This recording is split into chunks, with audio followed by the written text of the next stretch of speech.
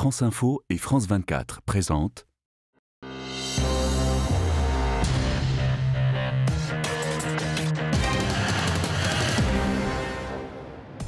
Bonjour à tous et bienvenue dans Le Monde dans tous ses états, le magazine de géopolitique de France Info et de France 24. Consacré aujourd'hui à l'Allemagne alors qu'Angela Merkel est contestée par un vote en Thuringe et par un nouvel attentat raciste. On va en parler avec notre invitée Birgit Holzer. Elle est correspondante des journaux allemands, des quotidiens régionaux allemands à Paris.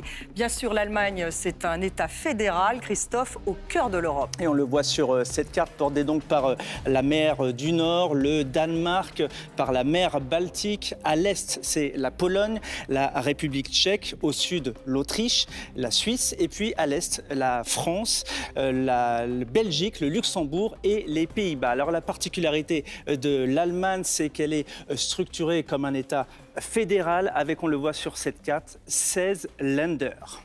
On peut dire que l'une des dates marquantes en Allemagne, c'est bien sûr le 9 novembre 1989, la chute du mur de Berlin. La chute du mur de Berlin, ces images, on s'en souvient, elles ont fait le tour du monde. On l'appelait le rideau de fer ou encore le mur de la honte. On a célébré il y a quelques mois seulement à la fin de ce mur la réunification, puisqu'on s'en souvient, à cette époque, eh bien, l'Allemagne était donc séparée en deux. D'un côté, on le voit ici, la RDA et puis la RFA. Et depuis quelques années, l'Allemagne connaît une résurgence des crimes racistes, comme cette fusillade qui a eu lieu près de Francfort, qui a fait 9 morts, récit d'Hakim Abdelkalek. L'Allemagne frappée dans sa diversité. Et l'émotion de toute une nation après une nuit sanglante. Un bar à chicha dans la ville d'Hanau, non loin de Francfort. Au moins 3 personnes sont tuées. Puis l'assaillant se rend à 2 km de là. L'Arena Bar. Il sonne à la porte et tire en rafale sur les clients en train de fumer leur chicha. 5 personnes sont abattues. L'homme s'en prend aussi aux passagers de cette voiture. Parmi les victimes, un Bosniaque, un Bulgare et des personnes d'origine kurde et turque. L'homme est entré et il a tué tous les clients d'un côté. Après, il s'est dirigé dans notre direction. Il tirait directement dans la tête de ceux qu'il voyait. Il s'est arrêté. Et puis, il a ouvert le feu sur nous tous. Je me suis caché derrière le mur et en voulant me cacher, il a touché mon bras. Quelques heures plus tard, le tueur sera retrouvé chez lui, mort, aux côtés d'un autre corps sans vie, celui de sa mère, tué par balle. Voici le visage de l'assaillant présumé, Tobias Ratchen, 43 ans. Cette image est tirée d'une vidéo aux propos complotistes que nous avons choisi de ne pas diffuser. Selon les enquêteurs, le mobile xénophobe ne fait désormais guère de doute. Dans la ville d'Hanau, c'est la consternation. Nous avons tous des familles et beaucoup de jeunes sont morts hier soir à cause d'un extrémiste juste parce qu'ils étaient d'origine étrangère. Ça ne peut plus durer. À 10 mètres d'un des bars visés, un tag présent depuis des mois intrigue toute la ville. Celui du site internet du tueur présumé, telle la signature d'un acte qui aurait été parfaitement prémédité. Et Angela Merkel dénonce le poison du racisme dans son pays. On écoute la chancelière allemande. Le racisme est un poison. La haine est un poison. Et ce poison existe dans notre société et est à l'origine de trop nombreux crimes. Explication d'Anne Mayel, correspondante de France 24 à Berlin. En moins d'un an, 3 attentats ont rappelé à l'Allemagne l'inquiétant retour en force de l'extrême droite radicale. Au mois de juin dernier, l'assassinat de Walter Lübcke, un responsable politique de la région de Hesse, qui soutenait ouvertement la politique migratoire d'Angela Merkel. Au mois d'octobre, l'attaque contre la synagogue à Halle dans l'est de l'Allemagne. Et ce mercredi, cette double fusillade qui a coûté la vie à 9 personnes, toutes étaient d'origine étrangère. Alors le phénomène n'est pas complètement nouveau, mais il a pris de l'ampleur depuis 2015. Pas plus tard que la semaine dernière, un groupuscule a été arrêté. Il fomentait des attentats contre des mosquées. Les autorités allemandes qui se sont longtemps vues reprocher leur manque d'action contre ces groupuscules d'extrême droite réagissent désormais plus fermement, mais il n'empêche, leur idéologie progresse dans les esprits et dans les urnes. Un défi pour Angela Merkel et son parti, la CDU, dont l'aile la plus conservatrice flirte ouvertement avec le parti d'extrême droite droite AfD et qui s'est même allié avec la formation nationaliste dans le Land de Thuringe pour élire un ministre-président. Une alliance inédite et de courte durée mais qui a sévèrement fragilisé Angela Merkel. Angela Merkel dont le dernier mandat, le 4e mandat, restera entaché par la montée de l'extrême droite et sa grande difficulté à l'endiguer. Et là, on en parle avec notre invitée Birgit Holzer. Bonsoir, vous êtes correspondante à Paris des quotidiens régionaux allemands. Birgit Holzer, bonjour, merci d'être avec nous. Alors la tuerie de Hanau est la dernière en date d'une série de crimes racistes en Allemagne. Vous êtes allemande, est-ce que ça vous inquiète ce qui se passe dans votre pays? Bien sûr, ça m'inquiète. C'est un choc pour l'Allemagne, pour la population, pour la politique. C'est pas seulement un choc parce que c'est un crime horrible avec beaucoup de morts, mais surtout parce que ça a été commis avec une idéologie extrémiste, d'extrême droite. Quelle est cette idéologie? C'est du conspirationnisme, du racisme véritablement? C'est du racisme, clairement. Après, on sait que le tueur, c'était pas quelqu'un de connu par les autorités, par la police.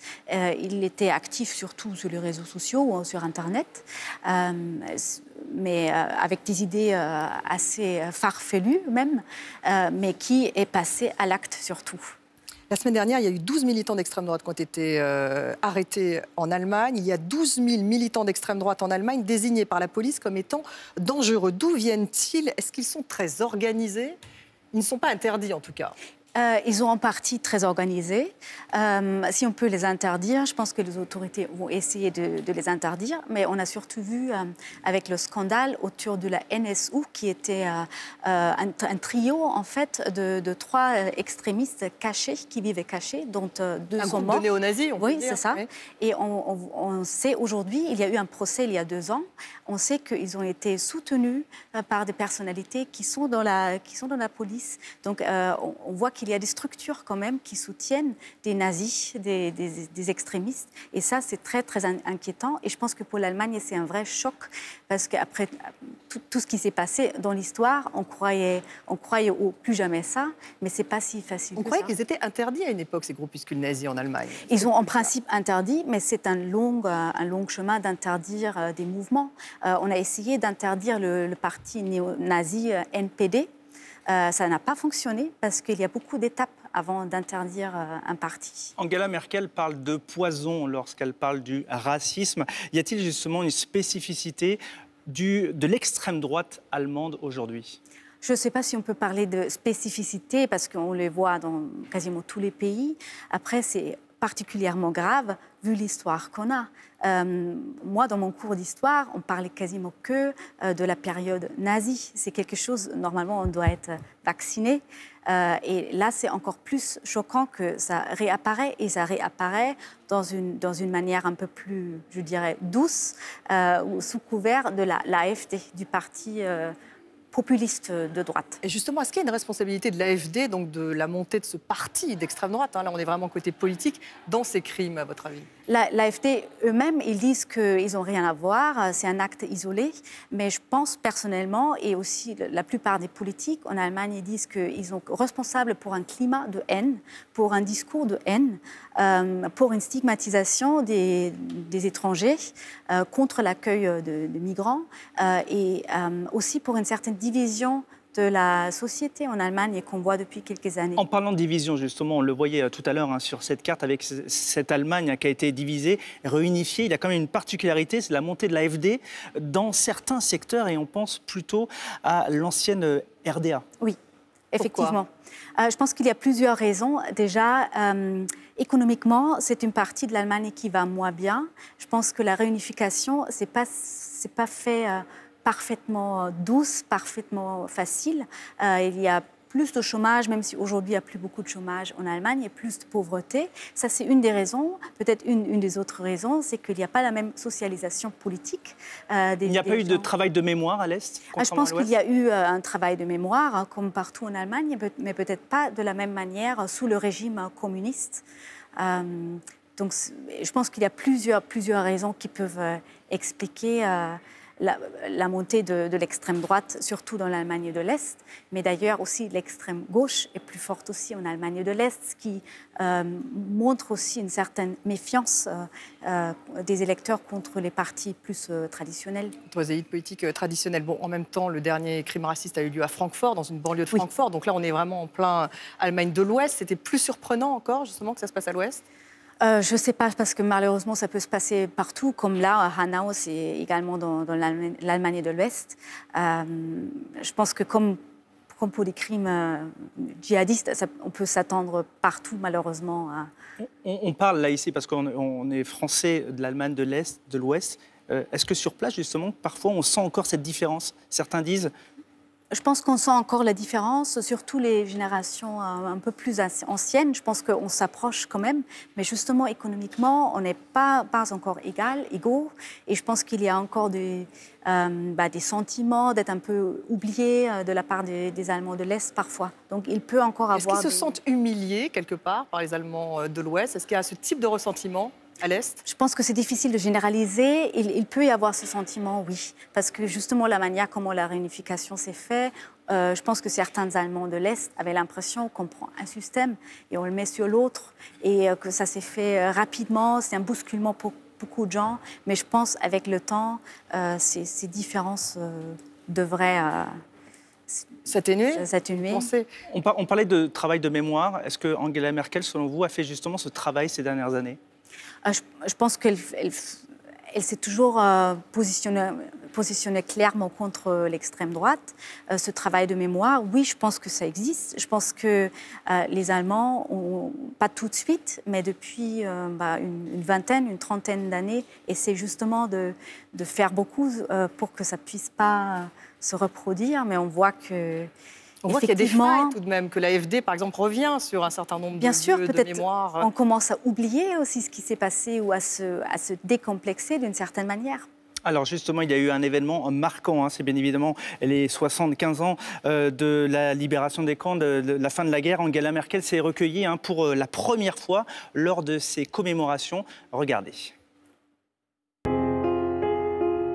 Es ist wichtig, die Täter deutlich zu benennen. Das sind wir Deutschen den Opfern schuldig und uns selbst. An die Verbrechen zu erinnern, die Täter zu nennen und den Opfern ein würdiges Gedenken zu bewahren, das ist eine Verantwortung, die nicht endet. Sie ist nicht verhandelbar und sie gehört untrennbar zu unserem Land. Uns dieser Verantwortung bewusst zu sein, ist fester Teil unserer nationalen Identität. C'est la fin de la première partie du Monde dans tous ses états. Restez avec nous.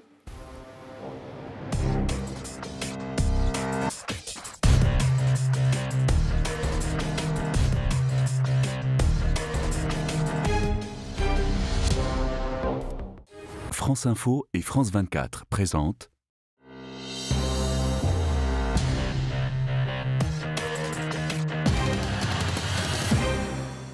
C'est la suite du Monde dans tous ces états consacrés donc à l'Allemagne où Angela Merkel est affaiblie par un vote contesté en Thuringe et également par un nouvel attentat raciste. Et c'est un peu la fin de parcours pour Angela Merkel alors que son parti connaît une crise de succession très importante depuis l'élection en Thuringe, Christophe, parce que pendant cette élection, eh bien, pour la première fois, les conservateurs se sont alliés à l'AfD, c'est-à-dire à l'extrême droite. Et c'est la ligne rouge qu'il ne fallait pas franchir. Cela provoque d'ailleurs la chute d'Annegret Kramp-Karrenbauer, on la surnomme également AKK. C'était la dauphine d'Angela Merkel. Elle a été contrainte de jeter l'éponge et désormais, plus aucune femme.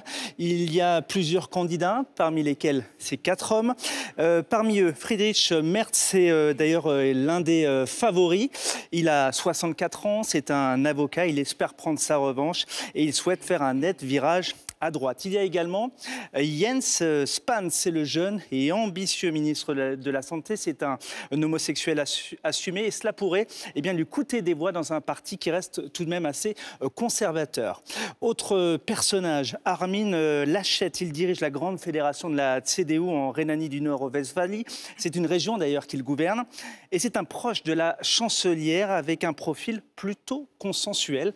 Et enfin, Norbert Röttgen, il est C'est l'actuel président de la Commission des Affaires étrangères au Bundestag.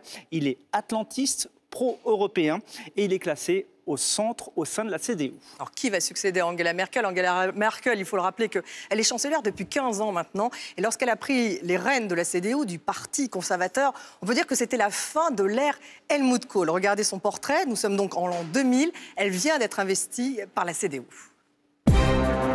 Sous ses airs de garçonne, Angela Merkel est une dame de fer. Cette fille de pasteur qui a grandi en Allemagne de l'Est, c'est la créature politique de Kohl. Il a fait élire député, nommé ministre. Mais celle que le chancelier appelait la gamine l'a lâchée. Au plus fort de la crise des caisses noires de la CDU, elle affirme « l'ère Kohl, c'est fini ». Elle a une vraie capacité à gérer les crises et les hommes. Elle a compris comment démêler les intrigues au sein de la CDU. Une femme, une protestante, issue de l'ex-RDA en plus, pour le vieux parti catholique de Rhénanie, c'est peut-être une chance de survie. Finalement, elle a été aussi choisie parce qu'il n'y a pas vraiment d'alternative politique par rapport à elle et parce que les militants de la CDU voulaient de Mme Merkel. Mme Merkel sera sans doute la personne qui sera plus capable de rassembler un peu partout en Allemagne, y compris au centre. Et comme en France, en Allemagne, les élections se gagnent au centre. À 45 ans, Angela Merkel a un boulevard devant elle, le pouvoir. En 2002, elle ne laissera pas sa place de candidat chancelier à quelqu'un d'autre. Certains voient en elle une nouvelle Mme Thatcher. Et on est toujours avec nos invités. Birgit Holzer, vous êtes correspondante à Paris des quotidiens régionaux. Angela Merkel, on vient de la voir, c'est déjà une longévité hors norme. Est-ce que l'on peut dire que c'est une dame de fer ou une femme du compromis? C'est clairement une femme de compromis. Donc ce n'est pas Margaret Thatcher? Non, pas du tout. Et c'est même intéressant de voir maintenant dans le reportage. Je pense qu'à l'époque, on ne savait pas trop à quoi s'attendre. Je pense que c'est une femme vraiment sous-estimée, une femme en politique, la première chancelière qu'on avait. Il y avait Helmut Kohl, son grand mentor, qui était aussi à la tête du gouvernement pendant 16 ans. Donc je pense que les Allemands ont quand même un goût pour la stabilité. Et quel est l'héritage justement d'Angela Merkel, si on doit retenir 2 ou 3 points importants? Je pense que 2-3 points importants. Justement, elle était une femme de compromis qui a gouverné très longtemps, justement, au centre avec les sociodémocrates pour la plupart du temps. Je pense que ce qui est important aussi, elle ne fait pas une politique par idéologie. On sait d'elle qu'elle était plutôt contre une sortie du nucléaire. Mais après la catastrophe de Fukushima au Japon, elle a changé d'avis en regardant l'opinion publique allemande. Et je pense que la décision peut-être la plus commentée, peut-être la plus forte, c'était en 2015 de dire il y a des crises dans le monde, on accueille des réfugiés que les autres pays n'accueillent pas. Oui, 1 million de réfugiés ont été accueillis par l'Allemagne à l'époque, en 2015. Et derrière, il y a eu cette montée de l'AfD, de l'extrême droite en Allemagne. Est-ce qu'à votre avis, Angela Merkel, aujourd'hui, se sent tout de même responsable de cette montée de l'extrême droite après justement cette politique qu'elle a eue, une politique très généreuse à l'égard des migrants?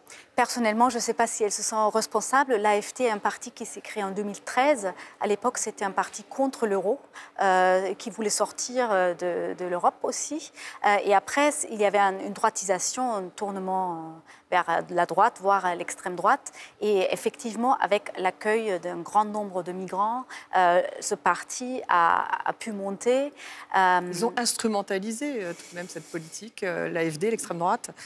Je pense que oui. Après, peut-être, on voit ça aussi dans tous les pays européens. Peut-être un parti d'extrême droite serait monté de toute façon. Et l'AfD, justement, est très différent de l'équivalent chez nous du Rassemblement national? Non, je pense que déjà, ils sont alliés au niveau européen. Je pense qu'on peut faire clairement le lien.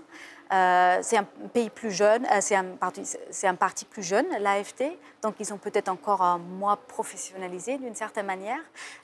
Ils ont des voix qui se lèvent très extrêmes, assez radicales.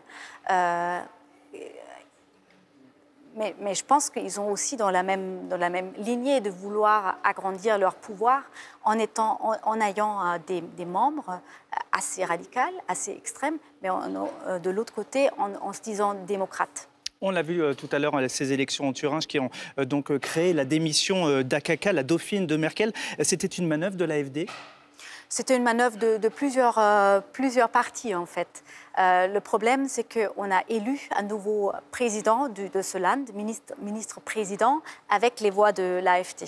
C'était un ministre... L'AfD était allié aux conservateurs de la CDU. Voilà. C'est une première en Allemagne. Hein. Et un tabou a été brisé. Et effectivement, c'était un tabou qui a été émis aussi de la part de AKK. Elle est toujours chef du parti parce qu'on n'a pas encore trouvé, parce qu'on ne sait même pas encore quelle procédure on aura. C'est une situation assez chaotique en ce moment. Oui, est-ce que justement ce parti conservateur doit aujourd'hui clarifier sa ligne à l'égard de l'AfD? Est-ce qu'il va, justement, il y a une guerre de succession, on l'a vu, est-ce qu'il va virer plus à droite? Est-ce qu'il va récupérer un certain nombre d'idées de l'AfD, à votre avis?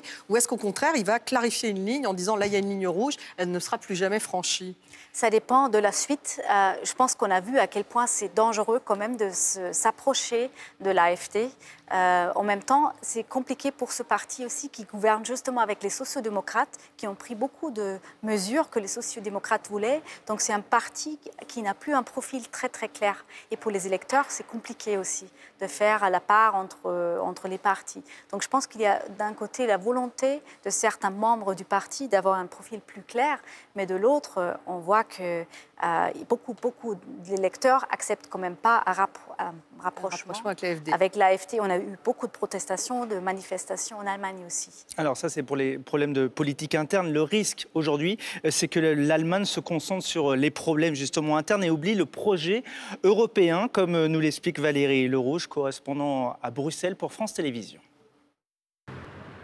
L'Union européenne n'avait sûrement pas besoin de cela, en pleine négociation post-Brexit avec le Royaume-Uni, en pleine tractation sur le budget de l'Europe pour les 7 ans à venir et les priorités qu'il faut pousser. Voilà qu'un des moteurs de l'Union montre aujourd'hui des ratés et les affaires politiques intérieures de l'Allemagne vont sans aucun doute avoir des répercussions ici à Bruxelles. Le risque, c'est d'abord que Berlin se concentre sur ses problèmes internes, relègue le projet européen au second plan et donc opte pour le statu quo dans tous les domaines. Tant pis pour l'embryon de budget autonome de la zone euro, cher à la France et auquel l'Allemagne s'était ralliée poussivement. Tant pis aussi pour le projet d'une défense européenne et on repassera sûrement pour des décisions fortes sur un durcissement de la taxe carbone pour ne pas déranger l'industrie automobile allemande.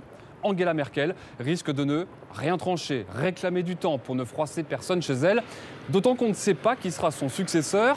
Et les noms qui circulent aujourd'hui ont tous des visions différentes sur l'Union européenne. Enfin, pour faire mal, l'Allemagne doit prendre la présidence tournante de l'Union le 1er juillet prochain pour 6 mois et pas la moindre trace d'un programme, d'une trajectoire qu'entend mener Berlin. On craint ici que ce soit une présidence pour rien.